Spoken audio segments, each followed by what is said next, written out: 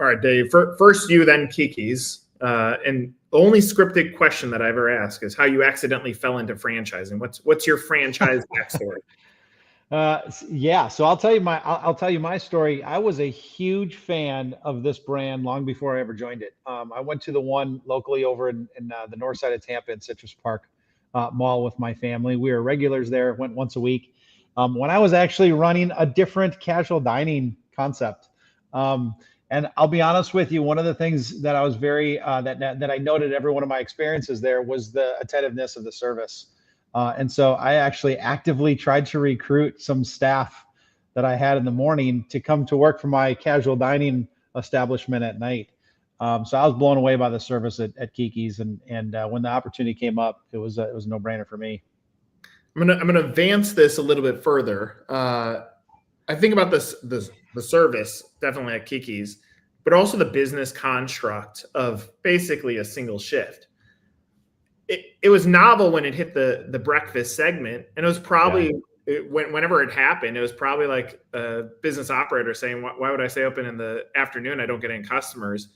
Why isn't this translated much on the other side? Like it seems so simple on the way that you navigate a business, but when you look at great operations, great service, great product, and then the hours of operation, why do you think this hasn't hit other segments that may be struggling on total operational cost? That's an excellent question. I think what you're seeing in this kind of boom, if you will, in the breakfast / daytime eateries that have deployed this limited hour model, it's interesting because it came at a really, really interesting time in a post-COVID world where attracting talented operators became even more difficult. Surviving through COVID really changed the world in so many ways, and I think this is just one of them. So we're seeing that the employment proposition to attract talented people who want to have more balance in their lifestyle and say, I don't want to work Friday and Saturday nights. I want to be home to pick up my kids from the school bus at 3:30 in the afternoon, has been just a really compelling story for us. And so I think you probably are going to see more of this, and you've seen it on a limited scale. Some of those that used to stay open till midnight or 1 o'clock on a weekend are now staying open till 11, right? Because they're just saying that extra little bit of revenue that I'm getting from expanding my hours is just not worth the effort there. So I think having a very focused approach to your business, I think having a relatively simple model to execute and really capitalize on a specific day part and a specific customer is proven to be very beneficial. What's your vision for this business? Where do you see it going? Man, I think the runway of opportunity is endless for us. As I joined this brand 2 years ago, I saw an incredibly strong brand here in Florida, 50 units, so not small by any measures, but still a very regional brand, all specific to Florida. This concept has tremendous runway, and I think now that over the last 2 years we've taken that first step and are now in 7 states from 1, so we've entered 6 new states. Not without its challenges by any means, but for all intent and purposes, very, very successfully. I think the runway here is really, really large. And so obviously, like all franchise organizations, we want to move quickly. We want to be first to market in a lot of what I would consider high value key markets, but we're also going to do it very smart. And I think growing too fast can be one of the biggest obstacles for young brands, small and growing brands. So you really have to be careful about where you go. And the number one key measure of success for me is really partnering with the right franchise partners, because I think those are relationships you're going to be in for a very long time. Egg prices, commodity inflation is going to come and go, but those partnerships you form on the franchise side are going to last for 20 years. And so you really want to be thoughtful about who you bring into your organization and be part of your brand. My question is going to be, who is this ideal candidate? I do want to say this comment because I've been thinking a lot about it. Take egg prices, take tariffs. Doesn't matter what it is. Someone that's going to invest in a franchise is not doing this for 2025. They're doing it for 2030, 2035. And so when I think about the mindset of a franchisee, if you're looking at a business opportunity and you're like, oh, but there's all this turbulence. There's going to be turbulence every single year of your life. That's right. So I'm fascinated by this because sometimes it creates all the excuses in the world for why you don't do it. But you almost have to, if you don't have that mindset, my opinion is you're going to really struggle as a franchisee. Any comments? That's right. Yeah, look, I think the answer to that is kind of in the question, right? If you have the mindset that you're looking for that short term, I'm going to invest X and get Y right out of the gate, then you're probably not the right partner for us. I think we're looking for those long-term partners that are looking for, a 10, 15, 20-year business investment that can ride some of those waves with us. We're very clear about what our business model is today, but we're still an 18-year-old brand, and it has evolved over those 18 years, and it will continue to evolve, right? So we're very committed to this limited hours day part, day cafe business.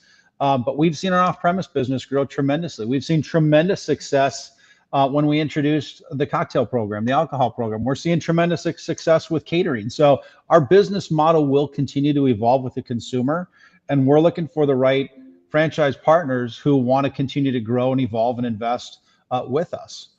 So this is not a business for the faint of heart, and it's not the business for someone who's looking for a short-term investment that can get a quick return. This is a long-term business that is very, very rewarding for the right partners. What I love about your last answer, and the last part of it, is not for the faint at heart.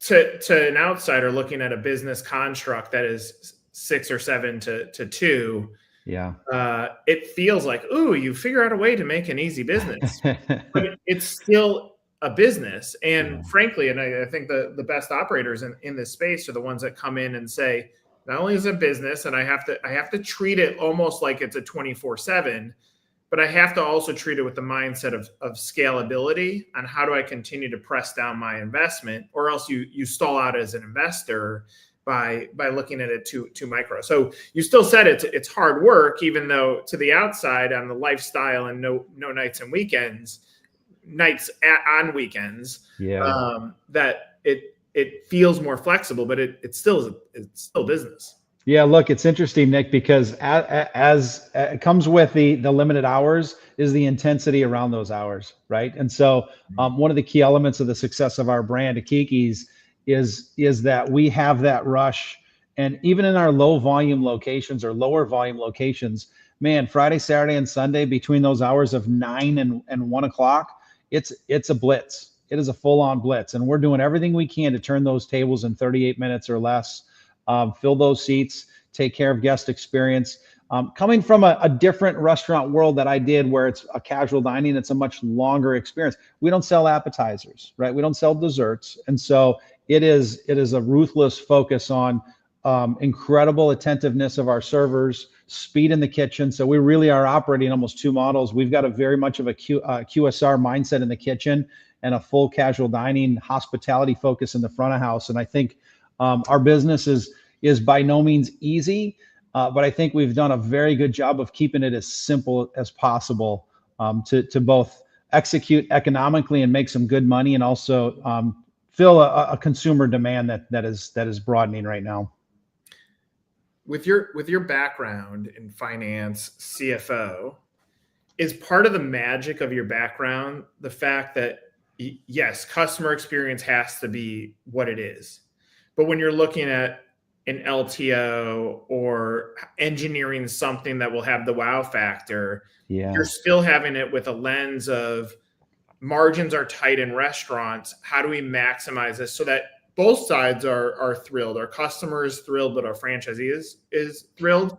Is that part of the magic that you're able to tap into in your previous background that now drives how you're engineering a business that happens to be in something that delights the customer? Yeah, boy, I sure think so. I actually have really enjoyed these last 2 years being in a franchise heavy environment, which is new to me, right? We had franchisees in my previous experience of 25 years, but we were predominantly company owned in my past life. I've loved having that franchise relationship. I spend an exorbitant amount of time with my franchisees because they're very like-minded as I am, in the sense that we've got to get this economic model right. right? So we're not successful if they're not successful. We don't make money if our franchisees don't make money. And so for me, it's just been a natural marriage of working with our franchisees and staying ruthless in our efforts to maintain simplicity in our business model, but also introduce new products, new items that really attract new customers and drive our top line sales. What do you see as the magic in the perfect franchise opportunity? Man, I think, well, look, I could give you the traditional answers and talk about well capitalized and they got experience in the restaurant business and check all those boxes. I'm going to assume those are already in place. But for me, we maintain a very open and honest line of communication with our franchisees. In my 2+ years now, we've made some mistakes. And I'm very open and honest with our franchisees about that. We're going to test some things. Not everything's going to work. But rest assured that we're operating with your best interest and doing everything we can to maximize the return on your investment. And we've seen tremendous success in the things that we have tested. And part of our testing process is bringing the franchisees into that process along with us. That's been new, something that I've brought to the brand that didn't exist prior to that. And they've been very appreciative of that. And they've been pretty vocal in things that have worked and things that haven't worked as well. So for me, we're looking for the right business partners who, as I said earlier, are in this for the long haul, are open and communicative with us, provide feedback, and also are open to our feedback. For me, that's the biggest key to success as we take this Florida brand and now expand into 7 states and ultimately into hopefully 50 states as we grow this thing nationally. What I'm going to say is not blowing smoke, even though there's literal smoke going through our screen. I see that. You and I had dinner together, and you brought your team alongside, and it felt like the chemistry was significant. And I think about that, and I'll put that in one box. I did a franchisee interview. They ended up going into home service. It was a restaurant person. They wanted to own a restaurant. They were capitalized for a restaurant. They went to a discovery day, and he said it was the ickiest he's ever felt. The culture was just so like driven on sales, and not about how do you support to build up a layer to get to sales. Yeah. If I think about what your answer was, you said that the open communication is the critical aspect. But I think that starts at the top in the way that you build a corporate culture. And for a franchisee, they might not be able to have that viewpoint into the snow globe of what's happening in the central infrastructure of what you've built with your team. But what impressed me was I could get to eggs and bacon later on. That's right. The team that you've assembled, that there seems to be a level of trust and there's a common interest in providing success for the franchisees is what I saw as the magic. Yeah, I appreciate that. I appreciate that you recognize that. When we bring in new prospective franchisees, we give them time with our current franchisees, open and unencumbered, and say, look, have a conversation with any of the existing franchisees you'd like. And not everything they hear is roses and sunshine, but they get the honest truth. And that just sets the tone for the type of relationship that we're looking to build over the long haul. I had the opportunity to go speak in New York last October at with a group of investors of ours. And I brought 2 of our franchisees groups with us. And we went up there and they said, well, are you going to prep us? What do you want us to say? And I said, no, I'm not going to prep you. They're going to ask you questions and you're going to answer them. It's as simple as that. So, and it went great. It went great. And again, not every answer was roses and sunshine. They talked about the challenges of food costs, but they also talked about how we address those challenges and how we discuss them as a team and move quickly to get to the right answer. So I appreciate you calling that out and seeing that. That's something that I'm trying to build here at Kiki's. And I think that's, quite honestly, it's the only way I can go from 50 units 2 years ago to 500 units and one day 1,000, because I can't scale this thing on my own. Right. And it's the trickle down factor of you treat your staff and with respect and open communication. They're going to treat your franchisees. Franchisees are going to treat the customers. And I think it's important to know, like in franchise, and I get it. I'm in PR and marketing. There's benefit in the feel good stories that exist, but sometimes not everything being roses is part of where the truth is. And running a business, it doesn't matter what it is going to be difficult. And there's going to be challenges and that turbulence. And when you can talk about it versus like sweep it under the rug, I think that builds a culture of accountability, in my opinion.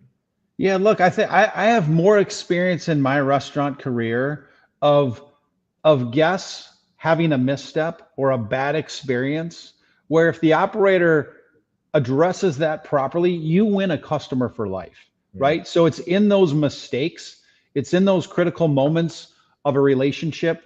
In this case, a guest experience relationship where you have an opportunity to really wow them and win a customer for life. And so we talk a lot about that. We talk about that with our franchisees. And look, we've rolled some things out and had to do some mea culpas and come up and say, look, we're sorry, we messed this one up, but here's what we're going to do. And it's the path forward that's important. That's all I care about, is getting to right and getting this thing moving forward. All right, I had to write it down. I mean, things that I'm thinking about on the side. You said we win a customer for life. I think what we're talking about too is how you win a franchisee for life, That's right. and that's the culture that someone wants. Yeah. Our best advocates, in my mind, Nick, to bring in new franchisees is the existing group of 19 franchisees we have today. Yeah. They're my best salespeople. You want to be a franchisee? Let's talk to the ones that are already operating Kiki's today and why they're here, why they love the brand, why they're continuing to invest in this brand and growing beyond our current footprint here in Florida. When I evaluate a business, I try to look at the foundational elements, and there have been many times when I've looked at them and I'm like, you got a lot of work to do. In your sense, good stores, well capitalized, good leadership team, support mindset, customer front and center, like all the pieces are there. It's how do you continue to protect this house and make sure that the people that come in, and what you just said, those 19 franchisees are going to also help protect the house, That's exactly right. That's what keeps me up at night, right? I've got pressure to grow this brand. I want to grow this brand. I know we can grow this brand. This brand is poised to grow. It's got all the components it needs, but doing it at the right pace with the right partnerships is going to be key to success. I love it. Well, Dave, thanks for sharing some of your story. I appreciate it. I'm looking forward to seeing where this journey goes. Love it. Thanks, Nick. Thanks for your partnership as well. This is great. Yeah, for Dave, I'm Nick. This was another Franchisor Hot Seat.